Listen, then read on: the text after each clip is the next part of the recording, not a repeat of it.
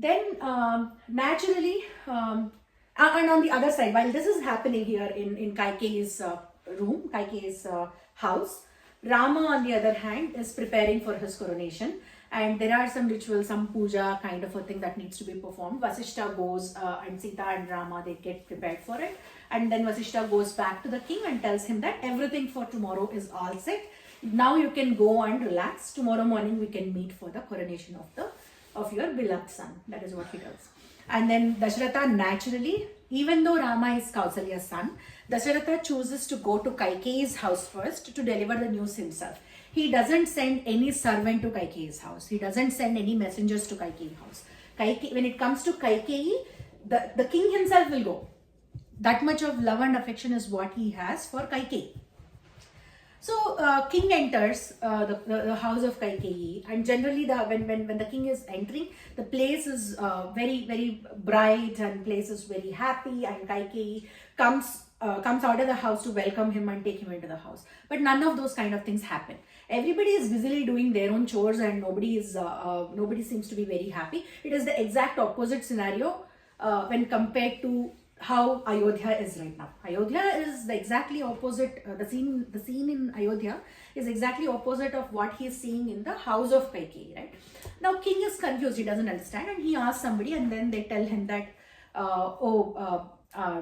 Kaikeyi is right now in her sorrow room. She's lamenting something which we do not know what it is. And the servant is really worried and tends to deliver that kind of a news to the king. And then king immediately goes into the room to see the state of his wife. She's dressed in very dull clothes. That is never how Dasaratha has seen Kaikeyi. Kaikeyi to him is a very pleasing person. She is always taking care of Dasaratha. She's very energetic. She's very young and energetic both. But what he sees is the exact opposite of what he's used to seeing. Now the king asks her, what is wrong with you?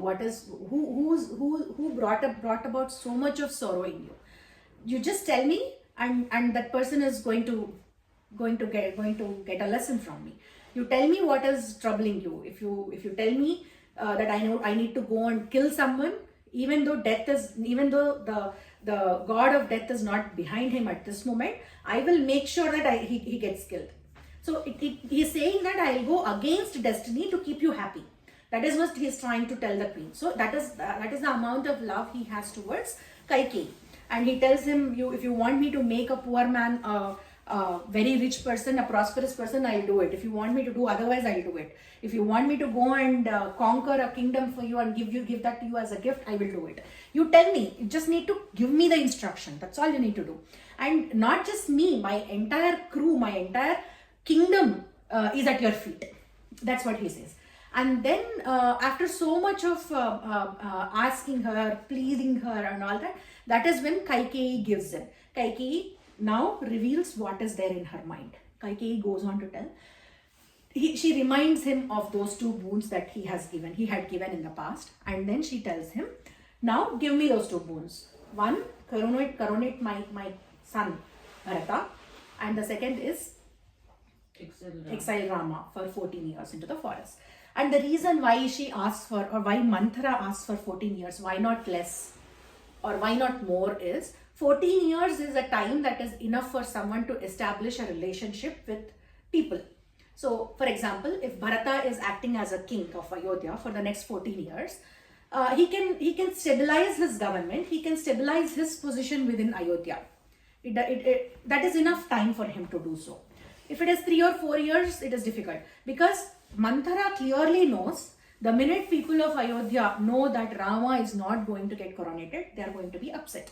So first few years will be gone in kind of pleading people, in bringing people accept Bharata as their king, and then Bharata can establish his own stature as a king, and then people will eventually forget about Rama, and then Bharata can continue being the king of Ayodhya. Or these forests are so dense and fierce that Rama might never return. But Manthara doesn't really know Rama is Vishnu himself and all that. So Manthara thinks, yeah, Rama may be powerful and all that, but 14 years is long enough time for him to fall for things like wild animals or serpents or something. And or maybe there will be a natural calamity which kills. So anything might happen. So let's ask for 14 years first. Then we will see. We'll see what happens next later. So and when Kaikeyi asks for this kind of boons, then Dasaratha at that point of time, he cannot really believe himself. Like he cannot trust his ears and trust his eyes. For a few moments, he is just staring at the queen and not uttering a word, because he is delusional right now. He is confused. He is in a state of confusion. She cannot believe somebody in his own family can talk things like this about Rama, because everybody likes Rama. Kaikeyi herself loves Rama so much, and she has said that to the king in the past so many times, how much she loves Rama and what are the qualities of Rama that she understood. So he is kind of really shocked, beyond shocked, to learn the intentions of Kaikeyi, right? So then he goes on to plead Kaikeyi, saying, do you even understand what you're asking for? What makes you ask these things? Now you know what kind of a person is Rama, and ever since Rama was born, you are the one who has been pampering him and who has thought that he is your firstborn. You have always described Rama, or whenever we talk about Rama, you tell me that you always have told me that Rama is our first child, Rama is our first son. That is how you have referred to Rama. You have never shown any kind of difference between your own son Bharata and Rama. Now where is this coming from? And he goes on to tell Kaikeyi how amazing a person she is. You always been that kind of a mother to Rama, who was loving towards him, who always took care of him. And what happened to you? And your words were never so wrathful. Your words were never so they never delivered sorrow to me. You were always pleasing. You were always so. Was that all? Were you acting back then, or which is your original? What is your originality? What is your original character? Is this original Kaikeyi, or was that original Kaikeyi? Because these two people don't sound similar. There is no similarity between whatever you are saying now and the way you were behaving back then. So who's the correct you? I'm totally lost. I cannot believe that you are asking for this kind of a boon now. And then he goes on to tell her, please take back your requests. I'll fall at your feet. If you wish, I'll fall at your feet.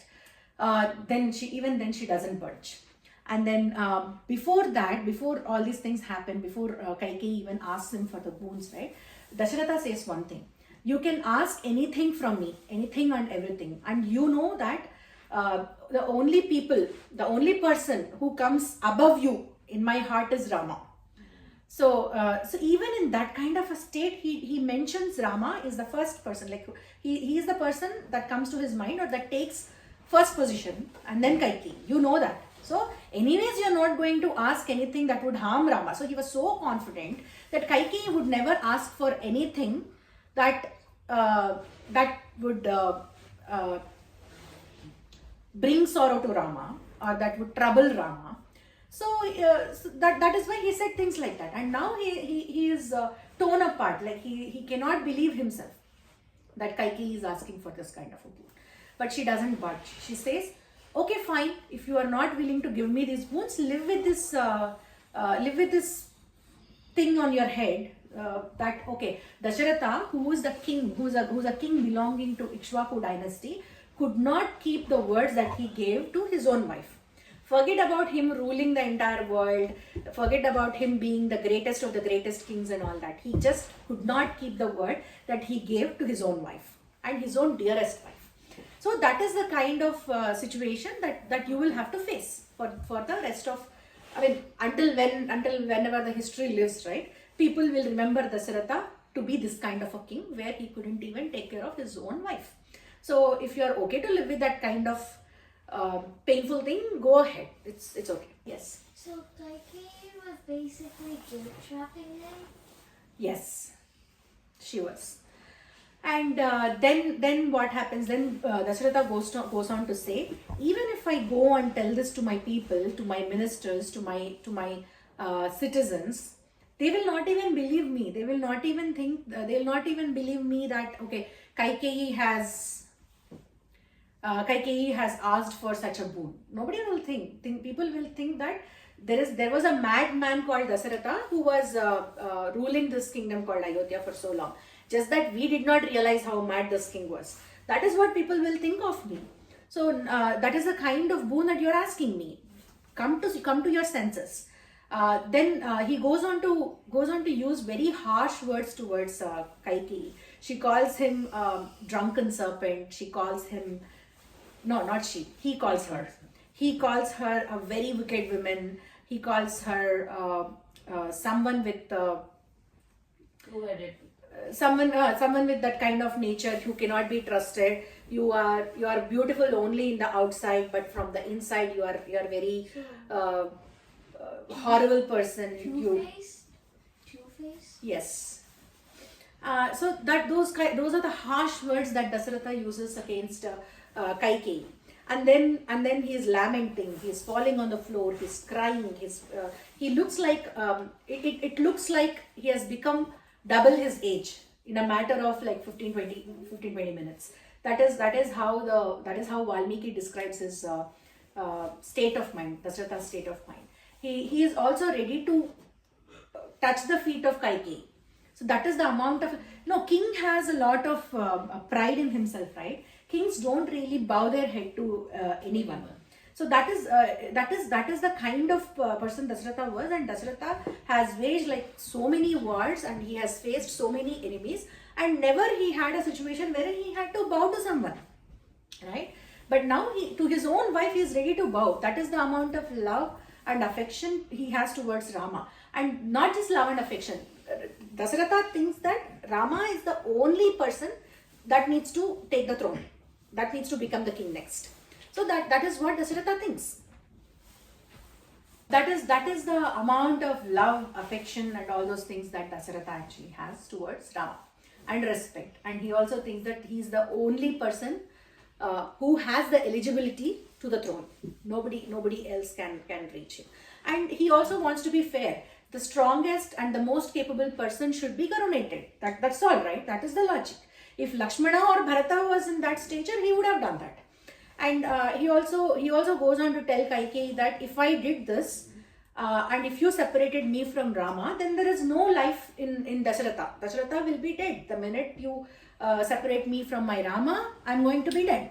And then seeing my death, nobody will be alive. Kaushalya and Sumitra will immediately follow me. They cannot take the pain of losing their husband. So they will follow me. In that case, you and wherever Rama goes, Lakshmana and Shatrugna will follow. Then in that case, what will you rule? What will you and your son rule? What kind of a kingdom will you rule? There will not be any happiness left. There will not be any prosperity left in the kingdom. Then what will you rule? Yes. So no matter what, everyone will lose, basically. No matter what? Everyone will lose unless she takes back her request, right? Everyone will, if she takes back her request, then everything will be fine. Yeah, but if she doesn't, everyone will. Everyone will be at loss. That is what Dasaratha is saying. I will lose my life, and eventually my first two wives also will follow me in death. So you will be left alone with your son. Is that the kind of kingdom that you want? Then what happiness will be left to you and your son if you did that? And you may be thinking that Bharata might appreciate your decision, but Bharata is also a very righteous person. Bharata will also not appreciate this kind of decision. Do you think Bharata will be happy to take Rama's place? Never.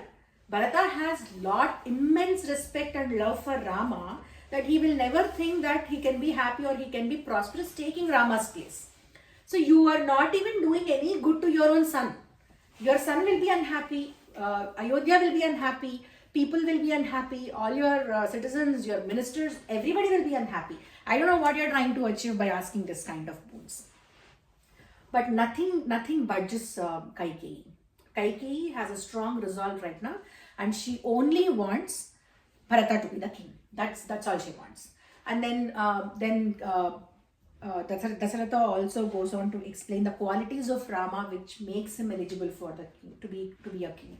And he pleads her, he curses her, he tries all kind of possible weapons in his hand in order to bring her into her senses and help her understand what she's asking for is not just. But Kaikeyi, being Kaikeyi in her state of mind, will not listen to him. She has that resolve. No, this is what has to happen. If I'm asking for something, I need to get this. And Dasaratha can see his future. Dasaratha can see that he is going to.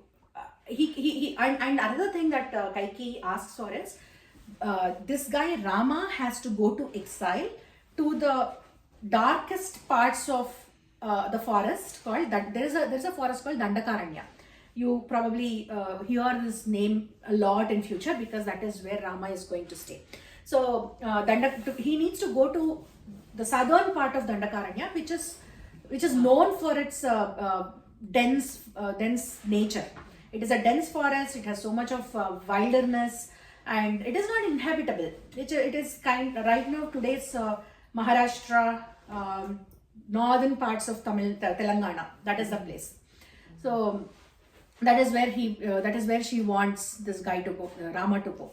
And Rama should not be dressed elaborately as a prince. Rama should wear the clothes that are made out of rags and all that. He cannot wear proper footwear. He just needs to go there as if he's someone who doesn't have any riches, who's not a prince and all that. In the past, Vishwamitra took Rama, but Rama was not on exile then.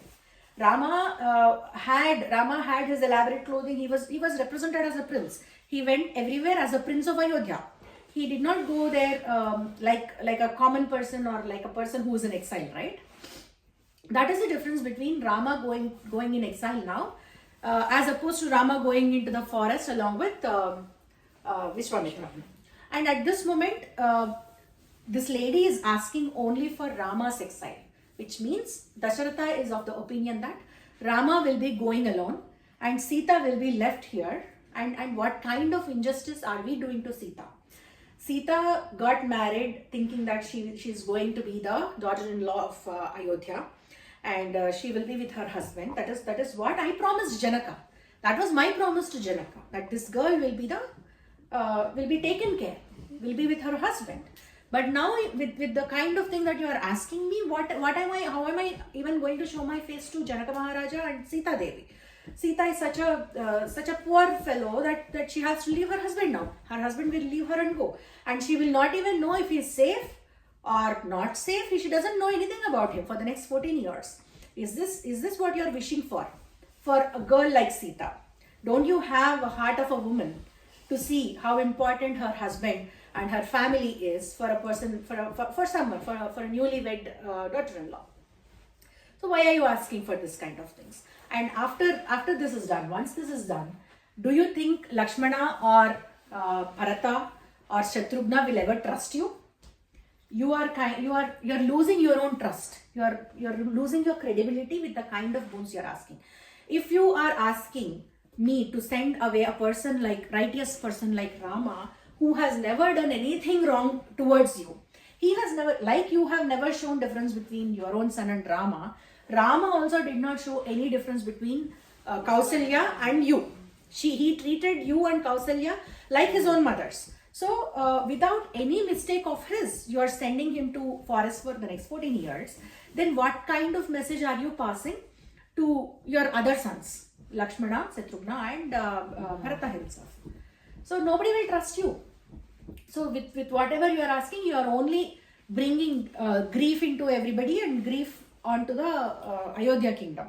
That is what you're doing. So think about it. Think again. So he pleads her in so many ways, and he also paints the picture of how life is going to be once these decisions are made and Rama is sent to exile. Right? But Kaikeyi, being Kaikeyi in her state of mind, doesn't listen to anyone. The only thing that she wants is Rama being sent away. Now Dasaratha has fallen to the ground. He is like a lion which falls once the lion is old, right? How does that lion fall on the ground? Like that, the huge person, the person with the magnificent character, well-built king like Dasaratha falls onto the ground, literally sobbing and asking Kaikeyi for mercy.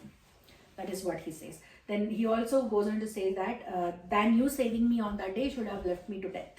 That would have been a better thing for me. That would have been an easier thing. And I can see my end coming to me. I can already see my end coming towards me. And here I am without any control over the things that are going to happen in the next few days. But Mandara doesn't listen, and she just wants Rama to be gone and his son to be coronated. That is for today. Next week we will talk more about how this news is conveyed to Rama and what does Rama say next. And Dasaratha knows for a fact that Rama is going to just say, yeah, if you say so, I will go to exile. That is what Rama is going to say. But is everybody going to be happy, and how do people react to this news? What does Sita decide to do? What does Lakshmana decide to do? And then what happens? We are going to learn about this in the next Sunday or Saturday. Okay? Any questions? Not so happy class today. No, it's not. Events are not happy, but the lessons are some things that we need to think about. Somebody is giving you an advice. Think before you take it. Yes. So she was like so confident about her son being king that she wasn't even going to listen to her own husband. Yes. Kaikeyi is not a bad lady. One second. Kaikeyi is not a bad person. Kaikeyi wants to secure the future of his son and future generations to come. But she's not understanding the fact that Rama is not someone who delivers injustice to anybody. He doesn't do injustice to anybody, and forget about like doing it to his own family members, right? He would take care of them very well, like his own. He doesn't treat them different from himself. He thinks that all of his 4 brothers, all of his 3 other brothers are also equally capable as Rama. That is what he thinks about them. Yeah. Yes. So like without having like any second thoughts, Kaikeyi like directly listens to Manthara. Like No, she doesn't. Time. No, she doesn't listen to Manthara in the first attempt. When Manthara tells Kaikeyi that Rama is going to get coronated, she's happy. She was happy, right? Yes. She was happy, and she tells Manthara, "What makes you sad? Rama is the most eligible person, and it is very good that Dasaratha has taken that kind of a decision." And she also goes on to tell Manthara how great Rama is and why he is eligible for getting coronated. But Manthara comes back and tells her, Manthara constantly keeps telling her that Rama may be good, but you have to think about yourself. Think about how you are the most favorite person to Dasaratha.